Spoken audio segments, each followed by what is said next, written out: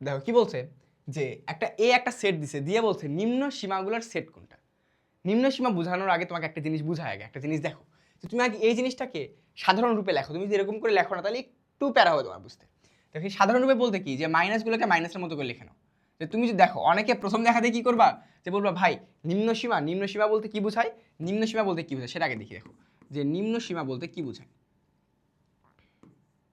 নিম্ন সীমা, দেখো নিম্ন সীমা বলতে কি বোঝায়, যে সেটটা দেওয়া আছে ওই সেটের সবচেয়ে ছোট সংখ্যা এবং তার থেকে ছোট যত সংখ্যা হইতে পারে সেটাই কি বলতো, সেটা হচ্ছে ওই সেটের নিম্ন সীমা। কি বলতো, যে এই সেটের নিম্ন সীমা কি হবে, এই সেটের নিম্ন সীমা হবে এই সেটের সবচেয়ে ছোট সংখ্যা এবং তার থেকে ছোট যত সংখ্যা হইতে পারে।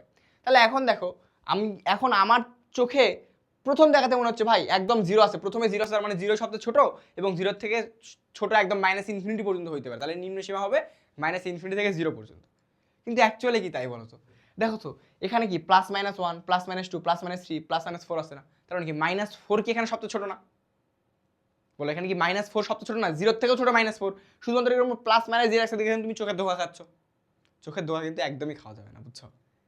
দেখো এটা কি কেমনে তুমি আগে একদম তুমি এটা দেখতে কেমনে বুঝবা যে a = তার মানে এরকম হবে যে -4 -3 -2 -1 0 1 2 3 4। ওকে, এটা হচ্ছে আমাদের সেট, এটা হচ্ছে আমাদের সেট।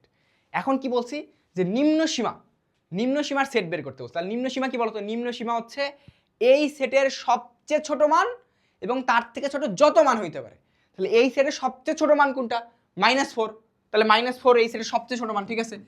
এবং কি বলছে দেখো তার থেকে ছোট যত মান হইতে পারে, তাহলে -4 থেকে ছোট যত মান বলতে কি বলতো, -4 থেকে ছোট কি ইনফিনিটি, একদম -∞ পর্যন্ত যাইতে পারে, তাহলে -4 থেকে -∞ পর্যন্ত যাইতে পারে, তার মানে কি -∞ থেকে -4 পর্যন্ত। দেখো বলো এরকম না, এরকম না, এই যে বলছিলাম -∞ সাথে সবসময় মুক্ত ব্যবধি ইউজ করবা, আর 4 তো এই সেটের ভিতরে, সেজন্য বদ্ধ ব্যবধি ইউজ করছি আমি।